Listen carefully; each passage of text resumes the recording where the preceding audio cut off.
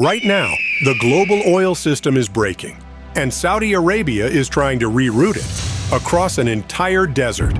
Saudi Arabia is attempting one of the most audacious logistical pivots in industrial history, physically detaching the world's energy supply from the most volatile waterway on Earth. As of March 2026, the global energy map has been violently redrawn. For decades, the Strait of Hormuz was a theoretical risk, a narrow needle's eye through which 20% of the world's oil had to pass. But following the outbreak of the US-Israel-Iran conflict in late February, that theory became a catastrophic reality. With the strait effectively paralyzed by naval mines and drone strikes, up to 17 million barrels of oil per day have been cut off from the global market. The economic risks of the war are getting real for Americans. A series of strikes across the Middle East jolted energy markets. Vital shipping lane as Iran tries to strangle the flow of oil. Crude oil prices, a key benchmark, are nearing a 52-week high after Israel hit a large gas field in Iran. Think about that for a second. That's not just a regional disruption. That's a shockwave through the entire global economy. But while other Gulf nations watch their tankers idle in a war zone, Saudi Arabia has activated a 45-year-old backdoor that most people have never heard of. It's called the Yanbu Passage. It is a 1,200-kilometer engineering system that effectively moves the exit door of the Saudi economy from the Persian Gulf to the Red Sea.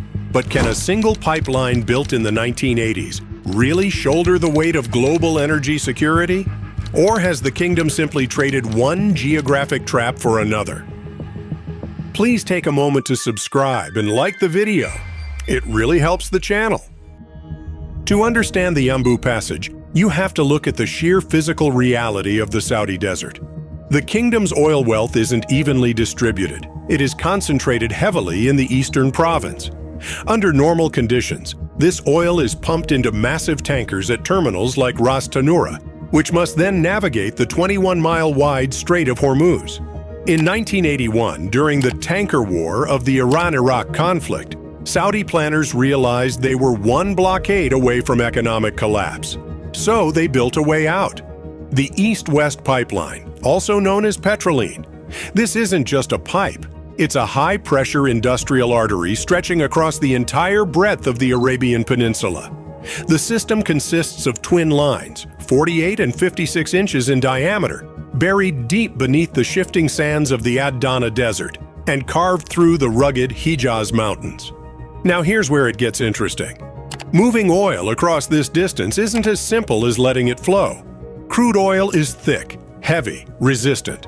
So Aramco operates 11 massive pumping stations along the route. These aren't minor facilities, they are industrial fortresses. Each one uses powerful turbines to maintain constant pressure, pushing millions of barrels across extreme terrain.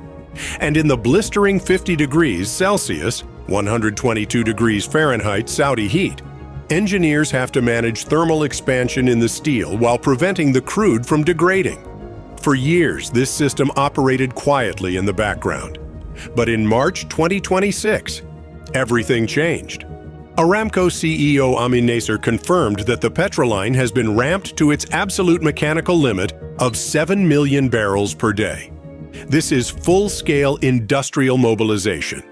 A volume of oil so large, it could fill over 4,000 Olympic-sized swimming pools every single day. The destination for all this oil is the port city of Yanbu. And almost overnight, it has been transformed into a global energy superhub. The scale of this shift is hard to overstate. In February 2026, Yanbu was loading around 1.4 million barrels per day. By mid-March, that number surged past 2.5 million, and projections are pushing toward 3.8 million barrels per day. Now here's the part most people miss. There's a hidden constraint: the port pipeline gap. While the pipeline can move 7 million barrels across the desert, Yanbu cannot export all of it. After accounting for local refining, like the massive Yazref facility, and domestic energy demand, the actual export capacity is closer to 4.5 million barrels per day. That's a huge difference. And it creates a bottleneck on the coast. To handle this surge, Yanbu has effectively turned into a floating city of oil tankers. Satellite imagery shows more than 27 very large crude carriers anchored offshore. These are the skyscrapers of the sea, over 330 meters long, each carrying around 2 million barrels of crude. Coordinating all of this in a high-risk environment is one of the most complex logistical operations happening anywhere in the world right now. The Yanbu Passage is a masterpiece of engineering, but it cannot override geography. Because in global trade, you don't eliminate risk, you negotiate with it.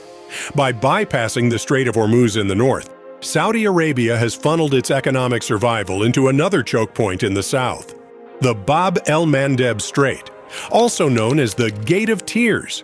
And right now, it's becoming just as dangerous as Hormuz. This narrow passage connects the Red Sea to the Indian Ocean, and under normal conditions, it carries around 8 to 12% of global seaborne oil trade, which makes it one of the most critical maritime routes on Earth. But in recent years, this region has turned into a new front line. Houthi forces in Yemen, aligned with Iran, have repeatedly threatened and targeted shipping in the Red Sea, using drones, missiles, and naval attacks.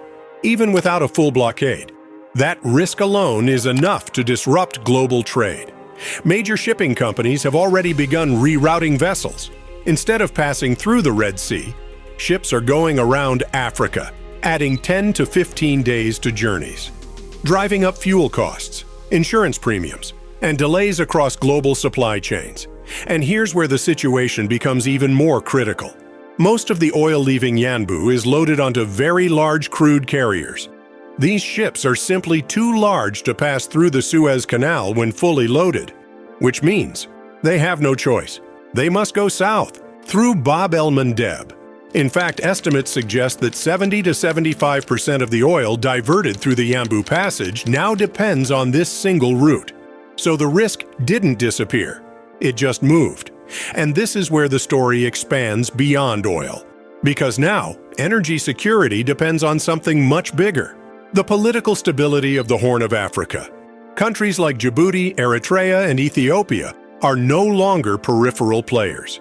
They sit along one of the most critical energy corridors on Earth. If instability spreads across this region, the entire Yanbu strategy begins to collapse. And the only alternative? The Cape of Good Hope. Now imagine that. A single tanker rerouted around Africa adds nearly 6,000 miles and roughly 2 weeks to its journey. That's not just a delay. That's millions of dollars in additional cost per ship. And those costs don't disappear. They ripple through the entire global economy. Despite all of this, the Yanbu Passage is doing something historic. It is shifting the center of gravity of Saudi Arabia itself, from a Gulf-dependent exporter to a Red Sea power. Under Vision 2030, this corridor is being reimagined as more than just an oil route. It's becoming an industrial backbone, with power grids, desalination systems, security infrastructure, and even future plans to transport hydrogen instead of oil. This isn't just a pipeline anymore. It's a long-term strategy to redesign the kingdom's economic geography. The Yanbu Passage is not a perfect solution. It doesn't replace the Strait of Hormuz, and it doesn't eliminate global risk. But in a moment of crisis, it has become one of the most important pieces of infrastructure on Earth. A 45-year-old contingency plan that has suddenly turned into a lifeline. Because in the world of global energy, there are no safe routes, only different risks. And when one choke point breaks, the entire world scrambles to redraw the map.